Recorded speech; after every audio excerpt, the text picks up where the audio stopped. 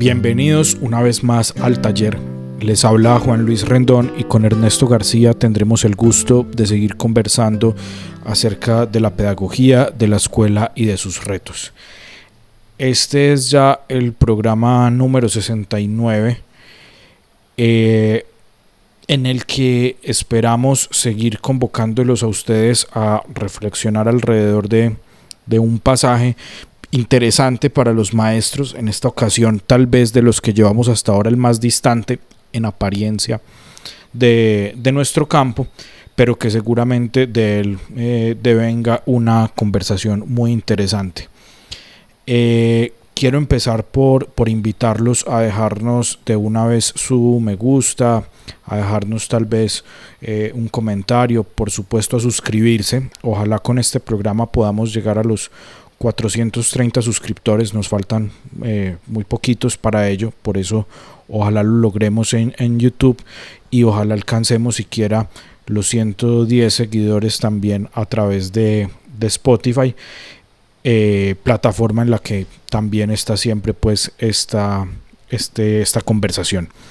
Entonces, nuevamente esta semana quiero invitarlos a visitar también la nueva página del instituto. El link está aquí en la parte, pues en la descripción del video y probablemente también en la pantalla, porque estamos no solo pues estrenando el diseño, sino también que tenemos como los primeros pinitos en el diccionario de pedagogía que hemos concebido pues como otro proyecto del instituto, en tanto que consideramos que esas definiciones de los conceptos básicos son muy importantes para proponer o para poder darle un marco de referencia a la discusión sobre la pedagogía que desde el instituto agitamos. Entonces, este pasaje que les voy a leer, que como les decía en apariencia es el más alejado de la pedagogía probablemente de los que hemos tenido hasta ahora, hace parte de las fuentes bibliográficas originarias que acompañan la definición de educación, que es la más reciente que tenemos en el diccionario. Esta cita, Ernesto, ahorita nos darás más detalles si lo ves pertinente, es de Monod en una obra que se llama El azar y la necesidad. Monod, pues finalmente biólogo que ganó el premio Nobel, creo que a partir incluso de lo que queda planteado en esta obra del azar y la necesidad, y el pasaje acompaña, como digo, la definición de educación que no voy a leer, a la que no me voy a remitir en este momento para dejarlos con la tarea de visitar la página. Entonces dice el pasaje: la estructura de un ser vivo resulta de un proceso totalmente diferente en cuanto no debe casi nada a la acción de las fuerzas exteriores, y en cambio lo debe todo, desde la forma general al menor detalle, a interacciones morfogenéticas internas al objeto mismo. Por el carácter autónomo y espontáneo de los procesos morfogenéticos que construyen la estructura microscópica de los seres vivos, estos se distinguen absolutamente de los artefactos, así como también de la mayoría de los objetos naturales, cuya morfología macroscópica resulta en gran parte de la acción de los agentes externos. Entonces, quiero Ernesto, que conversemos cómo es que esa vaina le dice algo a los maestros, y en parte también un poco es la invitación a que nos cuentes por qué los problemas de vanguardia de la biología, los problemas vigentes de la biología no deberían ser tan lejanos a los pedagogos como en apariencia lo es y como en la pedagogía estándar resulta hoy en día. Dos en una, ¿no? Dos preguntas, ambas de largo aliento, y vamos a darle prioridad a la primera, porque de todo modo es la base para abordar cualquier cosa en el segundo nivel. La pregunta, por lo que recuerdo, porque obviamente no tomo nota, la pregunta se puede formular en estos términos.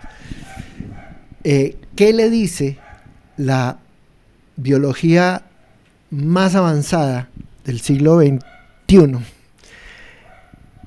al pedagogo que le cambie absolutamente el paradigma de la enseñanza.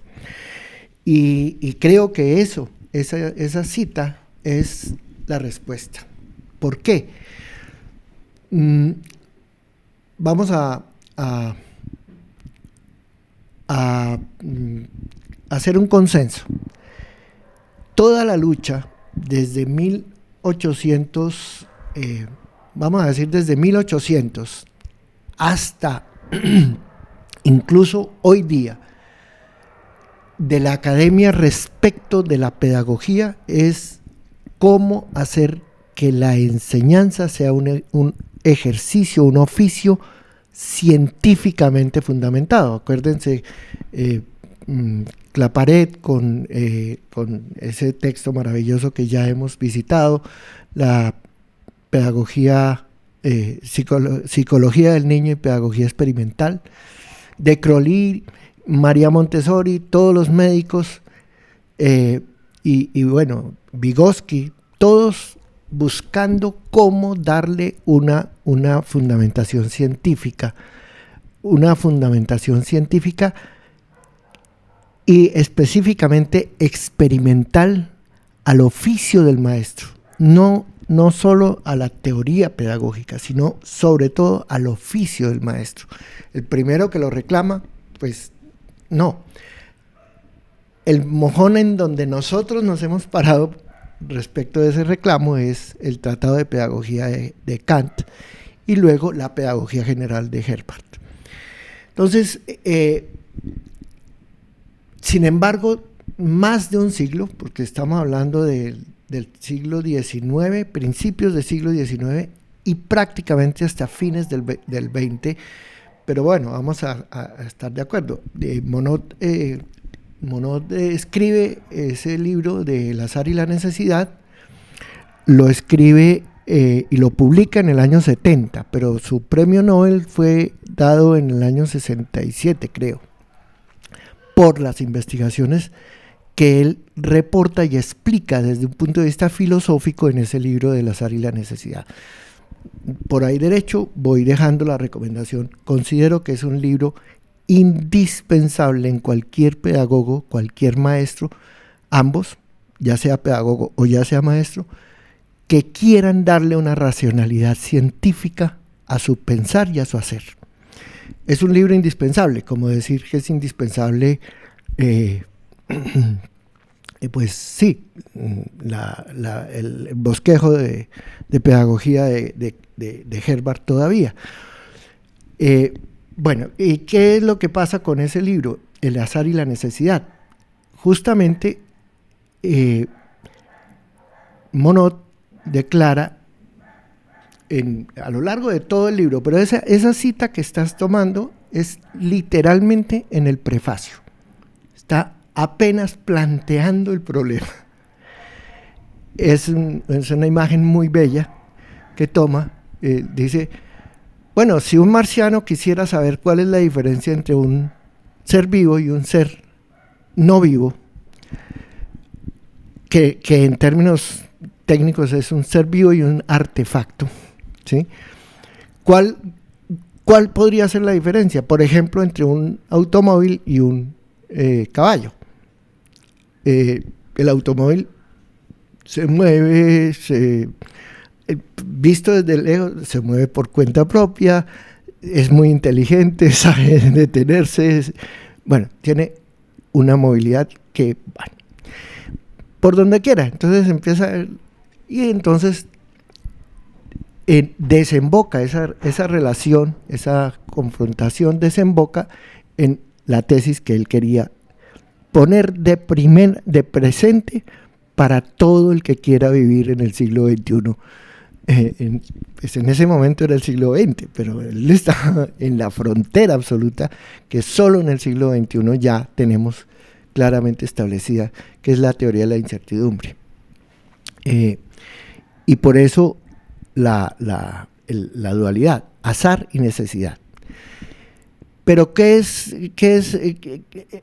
ahí, cuando establece la diferencia, como dice él, absoluta entre un ser vivo y un ser no vivo, un ser, él dice ahí, natural, en otro escrito ha dicho, la materia inerte no existe, porque ese es el otro dato. La materia no es inerte, pero no es lo mismo materia viva que materia no viva. El cuento es que la diferencia absoluta entre un ser vivo y un no vivo, un objeto natural, dice él, no vivo, está en que el objeto, el ser vivo, se fabrica a sí mismo. Con eso, él está resolviendo un dualismo que toda la historia del pensamiento, al menos del pensamiento occidental, yo no tengo una idea clara de qué pasa con, por ejemplo, el budismo y eso respecto de este asunto. El dualismo entre cuerpo y alma. Que es el dualismo que ha retardado o complicado el camino de la pedagogía para hacerse científica. ¿Por qué? Porque por lo menos hasta Monod, pero bueno, ya en los años 40, cuando se descubre el ADN, ya hay elementos materiales muy concluyentes sobre la unidad, lo que llaman la mónada. El dualismo no se puede sostener después de los años 30, en que la biología encontró y explicó cuál es el mecanismo de la herencia, que son los genes, y sobre todo cuando encontró, descubrió y midió el ADN. Pero faltaba un hecho clave. Todavía la microbiología no había descubierto lo que Monod en los años 60, fines de los 60, Monod y su compañero, ahora no recuerdo el apellido, descubrieron y demostraron que es el ADN mensajero, el ARN. Microbiológicamente hay que demostrar, y ellos lo demostraron, que toda como Ortega se llama la fábrica, la incesante fábrica de las células, esa incesante fábrica de las células está regulada internamente, no está en dependencia del ambiente. Es lo que él llama, se fabrica a sí misma. ¿Cómo se fabrica a sí misma? A través de los ribosomas, genera la membrana. Esa membrana es propiamente la marca de identidad de cada célula y macroscópicamente hablando es la que explica la configuración morfogenética que finalmente está inscrita en el ADN y en el núcleo, en el ARN, en la membrana nuclear. Y de esa manera, a partir de ese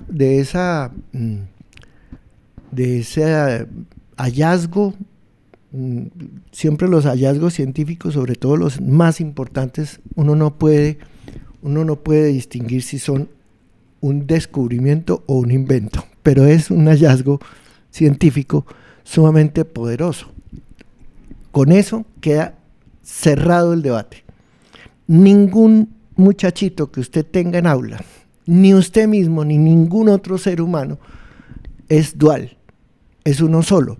Por ejemplo, queda completamente desvirtuado, destituida la autoridad de esos términos que constantemente nos vimos obligados a introducir en la terminología más prosaica de la pedagogía. La identidad psicosocial o biopsicosocial, todo eso no existe. Hay una sola cosa que se llama vida y que se llama herencia. Y la herencia no no viene de otro lado que no sea del propio sujeto. Con base en esa tesis fundamental, entonces, ya a lo largo de todo su libro, explica, en los primeros 5 capítulos, explica todos los tremendos y maravillosos misterios de la microbiología que, pues sí, es mejor que los maestros también conozcamos, porque es un libro que no es de especialistas, es de divulgación. ¿Sí? De hecho, para no asustar a nuestros oyentes, es un libro relativamente pequeño, incluso es un libro de 200 páginas 240 páginas, o algo sí, por el estilo, sí. Y en unas versiones castellanas, las que yo conozco, bastante fluidas. La escritura francesa es muy rica, y las versiones castellanas que yo conozco son bastante bien logradas, ¿sí? El cuento es que con base en esa tesis de que lo que distingue al ser vivo del ser no vivo, del ser él lo llama el artefacto, ¿sí? Porque una de las diferencias que evalúa es, bueno, los objetos naturales no vivos tienen una diferencia con los artefactos, y es que no tienen programa, no tienen función, no tienen fin. ¿Cuál es el fin de un pedazo de madera? Teleología, ¿cierto? Teleonomía. En cambio, el artefacto sí. Usted no construye un artefacto si no es para que cumpla una determinada función, y en ese sentido tiene una ley interna, que es la ley que le da su identidad. Pero entonces dice, mire, la diferencia entre el ser vivo y el artefacto es que el artefacto nunca puede construirse a sí mismo. Siempre depende de las fuerzas exteriores que lo construyen. Mientras que el ser vivo prácticamente no le debe nada a las fuerzas exteriores en cuanto a la constitución de su ley interna. Es todo producción, autogeneración. Es lo que luego vamos a llamar, el mismo Monod lo remite a Maturana, la autopoiesis del sujeto, la autopoiesis del ser vivo. Todo ser vivo es autopoiético, se crea a sí mismo, ¿sí? Bien, ya bajando al terreno concreto de la pedagogía hoy, siglo XXI, maestros, en eso estamos. Resulta que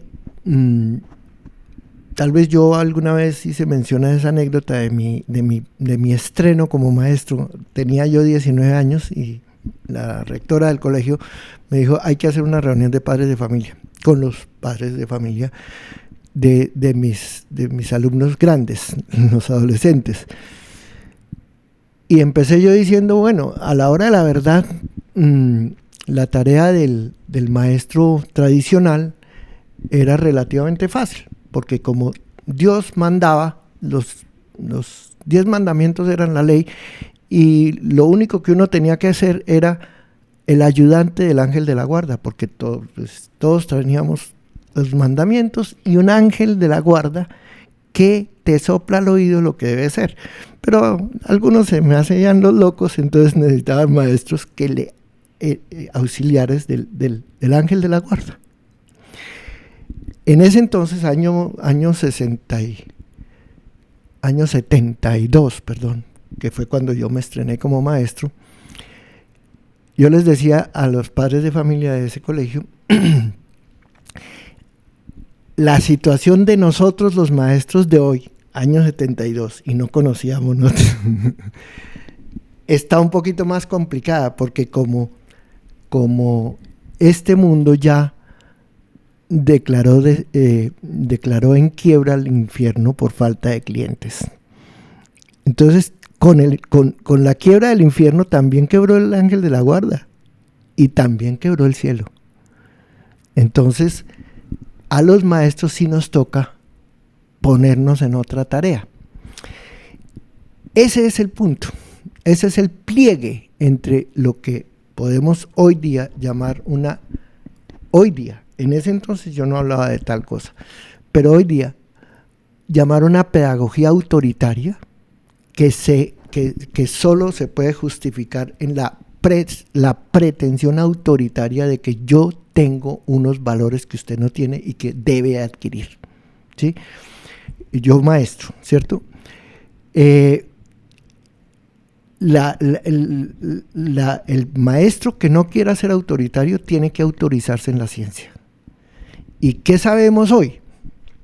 Es lo que esa cita, pero en general ese libro maravilloso, después de los 6 primeros capítulos, el capítulo 7, el 8 y el 9 son directamente tratados de pedagogía científica. pero sobre todo porque es donde entra en profundidad filosófica a derivar las implicaciones de sus descubrimientos microbiológicos. Y uno de ellos es justamente ese. El desarrollo no consiste en un despliegue de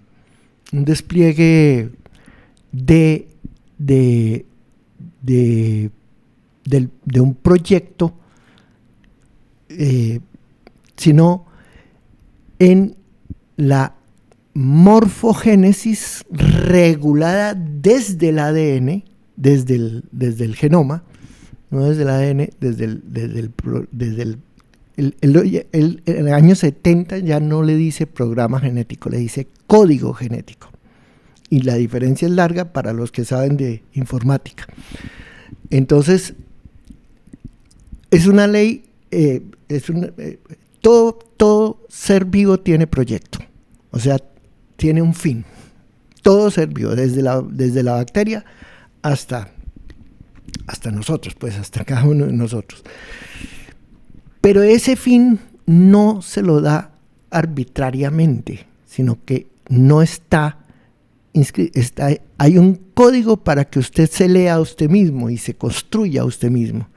Ese código es el que manda lo que se llama la invarianza reproductiva y la replicación, la invariancia replicativa y la teleonomía. La teleonomía, no la teleología. Y bueno, nos explica el desarrollo, que es lo que ocurre en las aulas. El desarrollo está regido por el código genético, pero modulado por las presiones adaptativas del ambiente. Este concepto, presiones adaptativas del ambiente, es un concepto de la biología más avanzada. Presiones adaptativas del ambiente no es lo mismo que éxito reproductivo diferencial, ni menos aún ¿cómo se llama?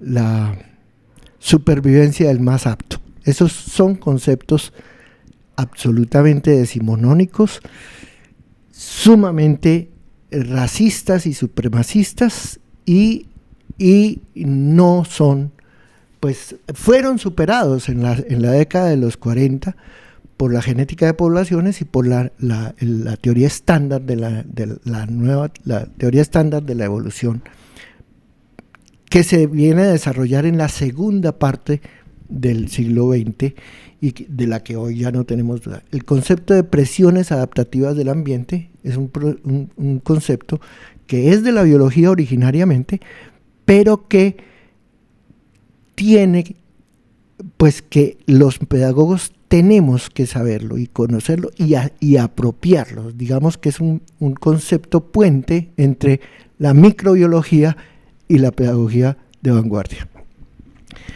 Entonces, el desarrollo,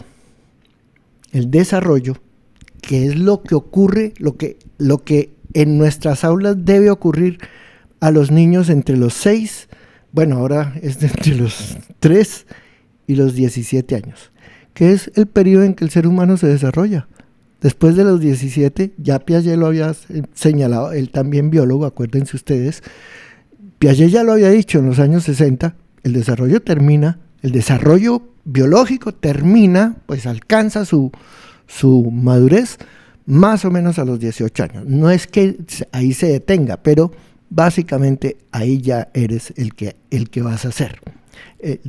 Hablando específicamente de la configuración del cerebro.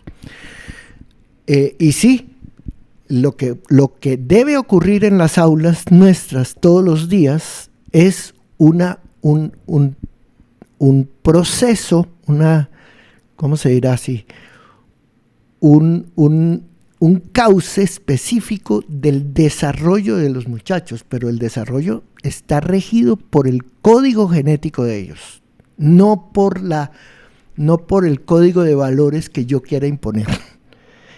Y tiende a que ellos se den su propio código de valores y ejerzan una vida autónoma después de los 18 años, que sean autónomos espiritual, intelectual y socialmente. Ahora bien, ya acudiendo a Vygotsky, completemos este aporte de la microbiología con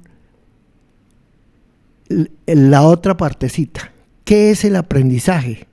Dice Monod mucho más adelante, ya en el capítulo 8, no hay nada en el código genético, tanto del individuo como de la especie, sobre todo de la especie, no hay nada en el código genético que no haya sido un aprendizaje.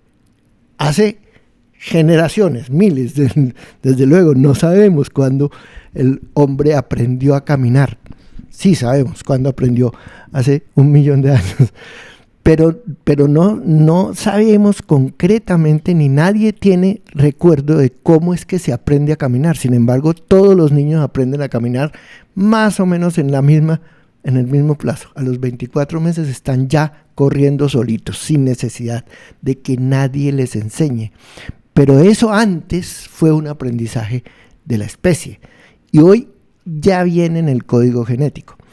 Entonces, el aprendizaje, dice Vygotsky en la teoría de la zona de desarrollo próximo, el aprendizaje no es producto del desarrollo, sino es un reloj que dispara los mecanismos del desarrollo que son del código genético.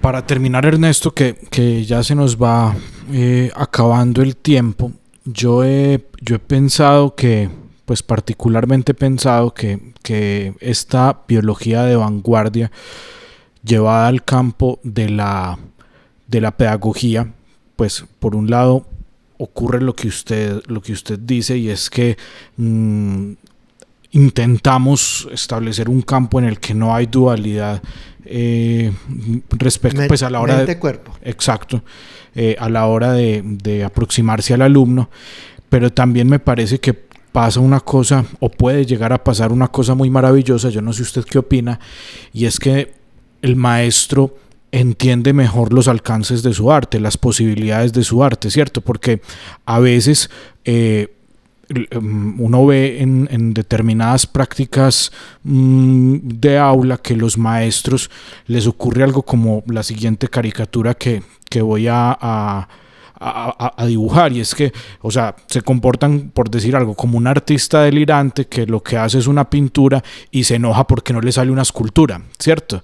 Entonces yo creo que esto de de entender mejor la vida y sobre todo eso, de sacar la vida de la dualidad, le permite como que al maestro entender mejor cuáles son los alcances del arte que practica, qué es lo que hace cuando se enfrenta a un aula, a ese ambiente que nosotros llamamos aula.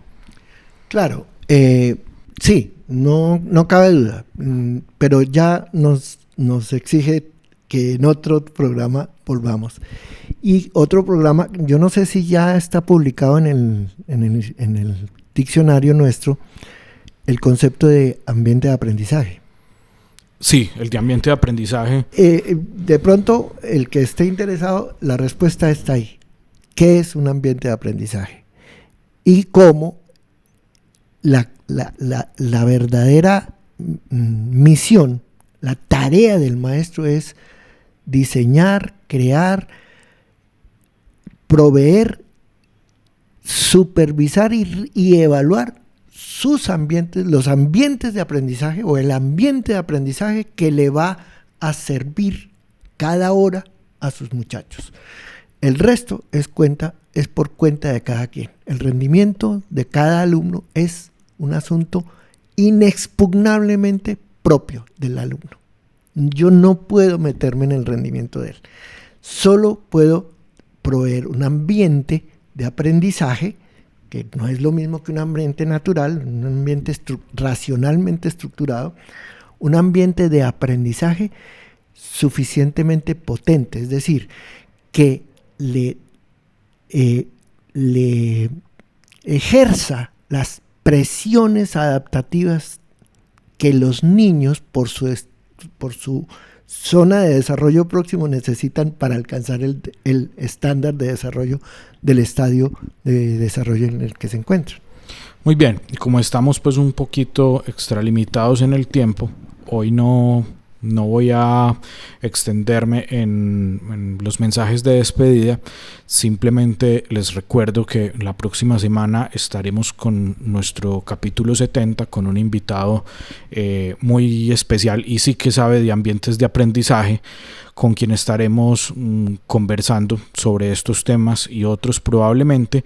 Y recuerden entonces que esto es el taller donde los esperamos para pensar de pedagogía.